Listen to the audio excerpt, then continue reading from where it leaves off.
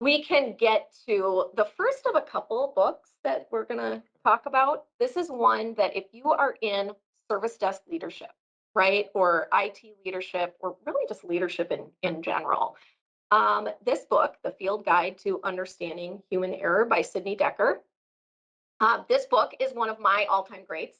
After I read it, I was like, I was on a different plane of existence, right?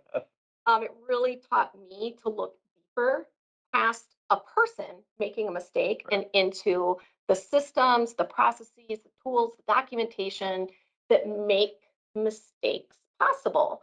So the old way, Sidney Decker says, kind of the old way of thinking about human error is that our systems, ServiceNow, Sharewell, our phone system, all the documentation, the knowledge articles, things like that, our procedures, our processes would be totally fine if it weren't for the behavior of just a bunch of unreliable people that are using them, right? And this is where I think coming back to the five whys, we always say, you know, if it's like, well, we would have done fine if Zach just didn't read He carefully needs to enough, do better. right?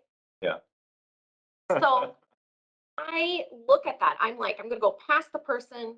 Look, what in our tooling makes it possible for things to go wrong?